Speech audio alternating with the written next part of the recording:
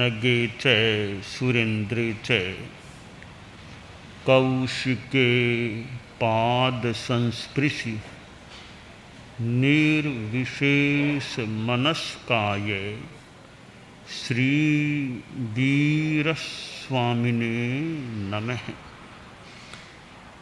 आरहत वाङ्मय में कहा गया है, स ओ वसंता अममा अकिंचना स विद्य विद्यानुगया जशंसिनो उपसन्ने विमलेव चंदिमा सिद्धिं विमानाय उवेन्ति ताइनो।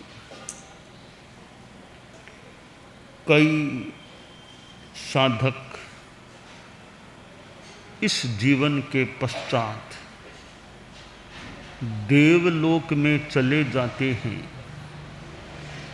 तो कई मोक्ष में भी चले जाते हैं, सिद्धि को प्राप्त हो जाते हैं।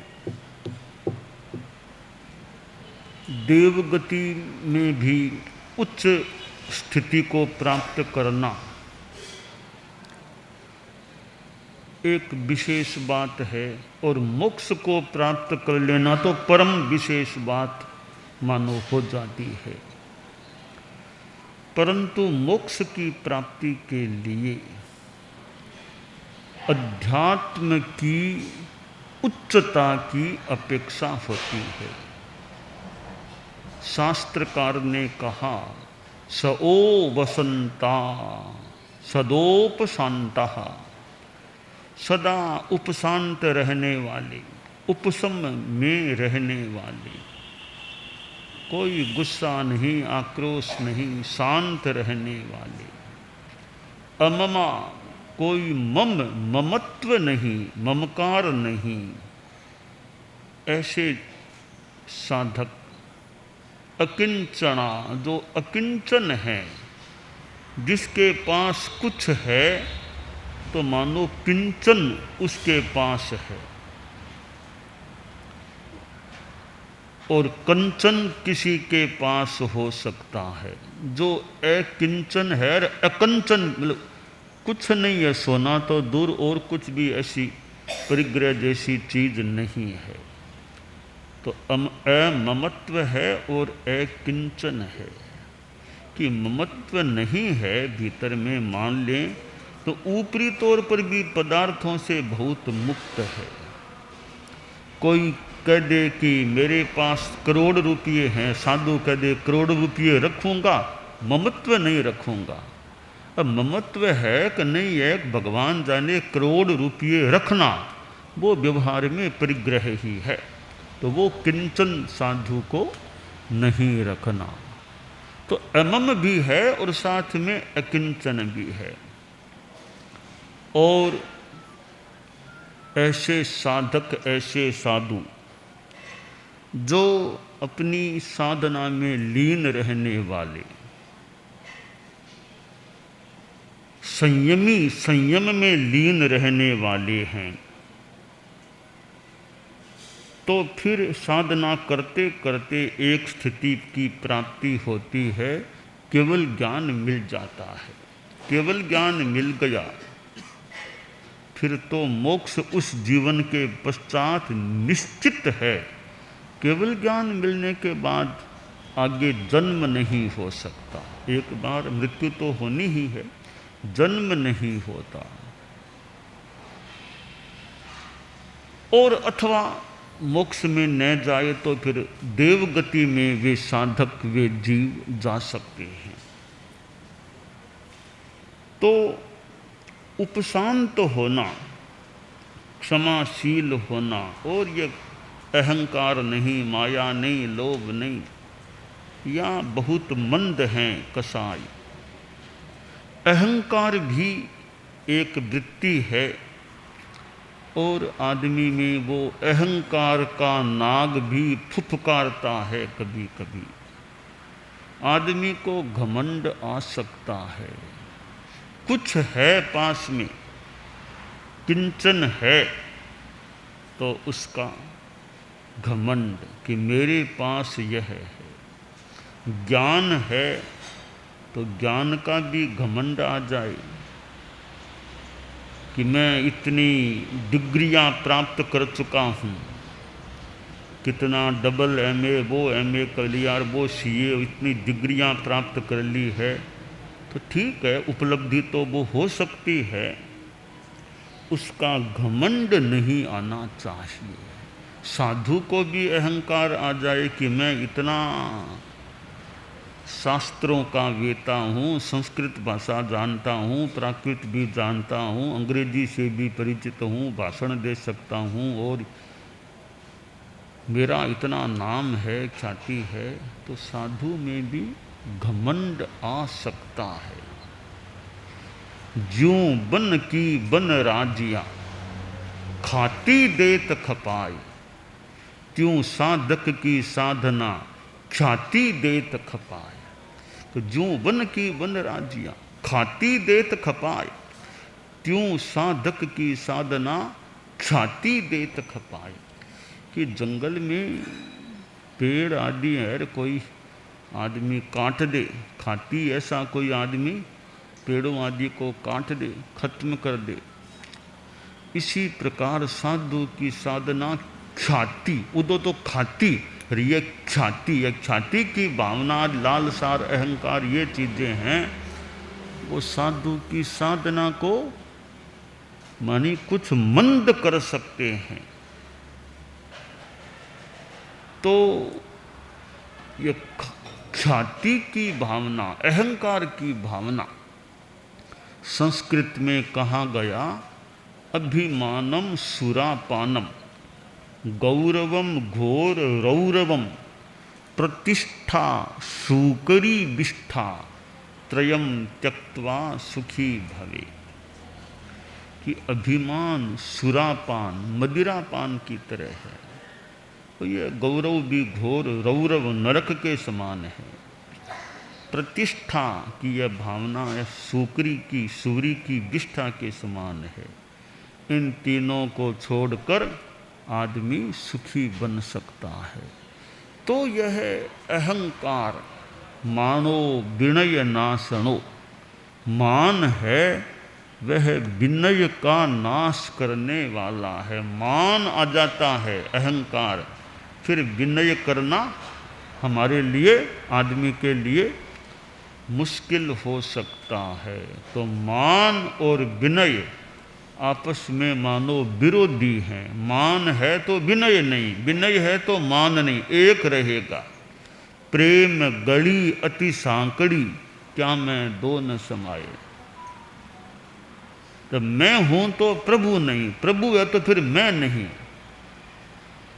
जब मैं था, जब प्रभु है तो मैं नहीं है, फिर जब मैं था तब प्रभु नहीं, जब प्रभु तब मैं ना आई। प्रेम गली अति सांकड़ी, क्या मैं दो न समाये। कि प्रभु के प्रति प्रेम समर्पण है, फिर मैं कुछ नहीं, सब प्रभु के प्रति अर्पित है। मैं है तो प्रभु नहीं है, फिर दोनों में एक रह सकता है। एक क्यों कि गली संकड़ी है, संकड़ी गली में दो आदमी नहीं आ सकते, आ जा नहीं सकते, एक ही जा सकता है। यह छोटी सिंगल रोड, छोटी सी रोड हो, छोटी रोड, तो एक ही ट्रक एक ही जा सकता है। बाकी सामने से इधर आए तो दो का रास्ता नहीं है, एक का ही रास्ता है। तो प्रेम गली अति सांकड़ी, वो प्रेम की गली उस छोटी रोड के समान संकड़ी है, सिंगल और छोटी रोड, कि दो नहीं जा सकते। इधर से जाना और सामने से आना दो नहीं, या तो केवल जाना जाना या केवल आना, एक ही हो सकता है। तो जब मैं था तब प्रभु नहीं, जब प्रभु तब मैं ना आए। जब मैं अहंकार, मैं, तब प्रभु विराजमान नहीं है, उभरे हुए नहीं है। जब प्रभु विराजमान हो गए, प्रभु के प्रति भक्ति, फिर मैं नहीं रहा, एक रहेगा। या मैं रहूँगा या प्रभु रहेंगे, यानी मैं अपने आप को प्रभु में विलीन कर दूंगा। तो यह अहंकार जब होता है, फिर वो मैं का भाव जागता है, फिर विनय होना मुश्किल, या तो विनय चलेगा या अहंकार चलेगा। दोनों साथ साथ नहीं चल सकते। क्यों नहीं चल सकते? प्रेम गड़ी अति सांकड़ी, क्या मैं दो न समाय। ये प्रेम की गड़ी संकड़ी है, उसमें मैं मान अहंकार और विनय दोनों साथ साथ नहीं चल सकते। तो यह घमंड का भाव आदमी में आ सकता है। इंसान है, संस्कार हैं भीतर के, अच्छे संस्कार भी हैं, तो असत संस्कार भी भीतर में हो सकते हैं। तो ऐसी स्थिति में आदमी जितना कर सके प्रयास करे कि अहंकार मेरा छूटे। घमंड का सिर आदमी सोचता है, अरे मैं बड़ा। अरे बड़ा ठीक है, किसी अपेक्षा से बड़ा बनना भी तो सामान्य काम नहीं। कैसे तलीदना पड़ता है, तेल के कढ़ाई में तलीदने से फिर कोई बड़ा बनता है। तो बड़ा बनना कोई छोटी सामान्य बात नहीं है। बड़ा बनने से पहले पता नहीं कितना तलीदना पड़ता है, ताप को सहना होता है, फिर कोई बड़ा खाने के लायक ऐसा बन सकता है। तो बड़ा आदमी सोचे, ठीक है आप बड़े हो सकते हैं, पर बड़े हैं तो अहंकार करना जरूरी नहीं है बड़े के लिए। तो आदमी कितना ही बड़ा बन जाए, घमंड तो आदमी छोड़ के रखे, कि अहंकार को बाहर छोड़ दे। ज्ञान लेना है हमको, तो अहंकार को थोड़ा दूर रखें।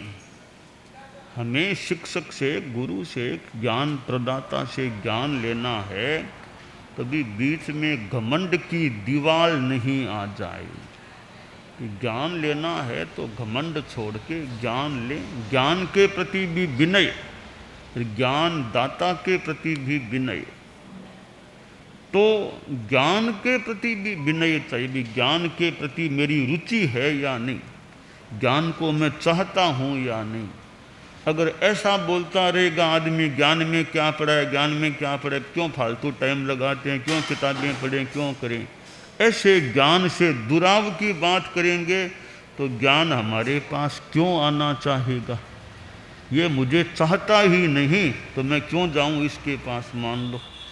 तो ज्ञान के प्रति प्रेम होगा हमारा भी, ज्ञान मुझे चाहिए, ज्ञान के प्रति मेरा सम्मान का भाव है। ज्ञान देने वाला है उसके प्रति भी इज्जत सम्मान का भाव है, तो ज्ञान देने वाला भी खुशी से दे सकेगा। ज्ञान के प्रति सम्मान तो ज्ञान आ सकेगा। तो यह जो कहा गया है कि अभिवादनशीलस्य नित्यं वृद्धोपसेविनः चत्वारि तस्य वर्धन्ते आयुर्विद्या यशो बलम। जो अभिवादनशील है, वृद्धों की सेवा करने वाला है। वृद्ध कोई ज्ञान से वृद्ध है, कोई उम्र से वृद्ध है, कोई और किसी विशेषता पद से वृद्ध नाम बड़ा है, तो वृद्धों की सेवा करने वाला है। उसके चार बातों का विकास हो सकता है। क्या विकास? चार बातें कौन सी? आयुष्य उसका लंबा हो जाए, विद्या उसमें विद्या का विकास, यशो उसकी कीर्ति फैलती है, यश प्रतिष्ठा बढ़ सकती है, और बलम शक्ति उसमें बढ़ सकती है। आयुर्विद्या यशो बलम, आयुष्य लंबा हो जाए, विद्या खूब आ जाए, बढ़ जाए, यश कीर्ति प्रतिष्ठा बढ़ जाए, अच्छा बहुत अच्छे आदमी, बहुत अच्छे, यश बढ़ जाए, और बलम ताकत शक्ति भी बढ़ जाए। तो अभिवादनशीलस्य नित्यं वृद्धोपसेविनः चत्वारि तस्य वर्धन्ते आयुर्विद्या यशो बलम। तो अहंकार को हम नकार कर दे, नो नो, अहंकार नहीं चाहिए मुझे, नकार न करे, न अहंकार नहीं चाहिए। तो ये उपलब्धियां जीवन में हों, ये अच्छी बात हो सकती है। एक संदर्भ में उपलब्धि भी किस तरह की है, आध्यात्मिक उपलब्धि है या भौतिक उपलब्धि है, दोनों का अपना अपना महत्व हो सकता है। कई कई साधुओं को लब्धियाँ, ऐसी कोई सिद्धियाँ प्राप्त हो जाए। कोई तपस्वी अच्छी साधना करने वाले साधु हैं तो उनको कोई लब्धियाँ भी, आमो सही, जल्लो सही, खेलो सही, ऐसी कई लब्धियों की बात आती है। तो साधना करने वाले हैं तो उन साधनाओं से ये कई लब्धियाँ सिद्धियाँ भी प्राप्त हो सकती है। वो तेजो लब्धि, ऐसी ऐसी साधना तपस्या करो, यों जो भी आता अपना वगैरह विधि विधान है करो कि तेजो लब्धि प्राप्त हो जाए। और तेजो लब्धि से कोई किसी का अनिष्ट भी करने का प्रयास कर सकता है, और कोई शीतल तेजो लस्या से किसी की सुरक्षा भी, भगवान महावीर ने भी तेजो लब्धि का उसका उपयोग किया था, प्रयोग किया था। और अपना शिष्य मान लें, जो भी मान लें, गोसालक जी को बचाने का, गोसालक जी पर वो उष्ण संभवतः तेजो लब्धि का प्रयोग किसी ने कर दिया, तो भगवान महावीर अपना शिष्य तो बचाना भी एक, मान लो मोह मान लो, कुछ भी मान लो, प्रमाद है, जो भी बात वो एक अलग विषय है, पर कम से कम बचा लिया, बचाने का प्रयास किया। तो ये लब्धियां हैं, उनसे किसी का अनिष्ट भी किया जा सकता है, तो लब्धियों से किसी की सुरक्षा भी की जा सकती। तो ये प्राचीन साहित्य में और में ये जो बातें लब्धियों की ओर की आसक्ति है, तो लब्धियां भी हों तो थोड़ा सा कुछ करो, उसकी बीमारी दूर हो जाए, बीमारी ठीक हो जाए, दूर हो जाए। लब्धियां कोई हो ऐसी पास में तो लब्धियां ठीक है, साधु को प्रयोग करना नहीं करना वो एक अलग विषय बनता है। प्रमाद हो वैसा प्रयोग साधु न करे, करने को कोई कर ले तो प्रायश्चित की बात हो सकती है। और ऐसी ऐसी लब्धियाँ सिद्धियाँ कि थोड़ा सेना को भगा देना, कर देना, ऐसी लब्धियाँ सिद्धियाँ कोई प्राप्त हो जाए, ऐसा प्रयोग की मछलियाँ ही मछलियाँ मछलियाँ मछलियाँ तैयार हो, अनेक बातें इस प्रकार की हैं। परंतु सबसे बड़ी उपलब्धि माने या बहुत बड़ी माने तो केवल ज्ञान प्राप्त हो जाए, वीतरागता मिल जाए और केवल ज्ञान मिल जाए, यह बहुत बड़ी उपलब्धि हो जाती है। इस उपलब्धि के बाद तो परम उपलब्धि वो सिद्धि, मोक्ष की प्राप्ति, उससे तो बड़ी दुनिया में कोई उपलब्धि प्रतीत नहीं हो रही। तो घमंड है, उससे हम कैसे ज़्यादा से ज़्यादा बचे रह सकें, दूर रह सकें, ऐसा हमें प्रयास करना चाहिए कि ज्ञान का भी घमंड नहीं, सत्ता मिल जाए, ऐश्वर्य मिल जाए, तो सत्ता का भी घमंड नहीं कि मेरे पास प्रभुत्व है, स्वामित्व है, मेरे अंडर में इतने लोग हैं, मैं चाहूँ वैसा काम निर्णय दे सकता हूँ, तो इसका घमंड नहीं। चाहूँ जैसा निर्णय क्यों दे दो, चाहूँ जैसा निर्णय मान लो दे सकते हो, पर चाहूँ जैसा ऐसा वैसा निर्णय दे दोगे तो तुम्हारी पुण्यवत्ता में भी फिर कमी आ जाए तो आ जाए, क्यों तुमने सत्ता का दुरुपयोग किया है ना। तो सत्ता का दुरुपयोग नहीं करना चाहिए। सत्ता मिली है तो मानो अच्छा काम करने के लिए, सेवा करने के लिए, दूसरों को साता समाधि पहुंचाने के लिए, शुभ व्यवस्था करने के लिए मानो मिली है, न कि सत्ता कोई घमंड करने के लिए, उसका दुरुपयोग करने के लिए मिली है। तो ज्ञान का घमंड नहीं, सत्ता का अहंकार नहीं, ऐश्वर्य प्रभुत्व इनको लेकर कोई मन में बड़प्पन या घमंड नहीं। तो हमें अपने जीवन में घमंड से ज़्यादा बचने का प्रयास करना चाहिए। तो मान अहंकार को छोड़ करके निरहंकार रहना चाहिए, बनना चाहिए। ये आत्म कल्याण के लिए हितकर बात हो सकती है। संभव है समाधान। प्रेक्षा ध्यान। एकाग्रता, तन्मयता, अपने आप को मंगलमय अनुभव करते हुए नमो अरहंताणम, नमो सिद्धाणम, नमो आयरियाणम, नमो उवज्झायाणम, नमो लोए सब्बसाहूणम, एसो पंचणमुक्कारो सब्ब पावपणासनो, मंगलाणं च सब्बेसिं पढ़मं हवइ मंगलम। चत्तारि मंगलम, अरहंता मंगलम, सिद्धा मंगलम, साहू मंगलम, केवलिपन्नत्तो धम्मो मंगलम। चत्तारि लोगुत्तमा, अरहंता लोगुत्तमा, सिद्धा लोगुत्तमा, साहू लोगुत्तमा, केवलिपन्नत्तो धम्मो लोगुत्तमो।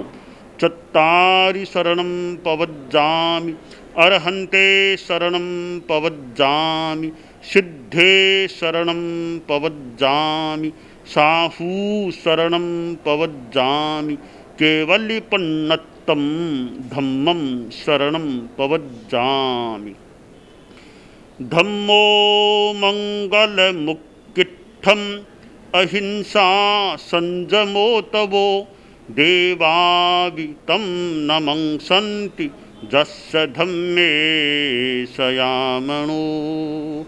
च इत्ता भारहं वासं चक्रवट्टी महिद्धियो, सन्ति सन्ति करे लोए पत्तो गइमणुत्तरम्।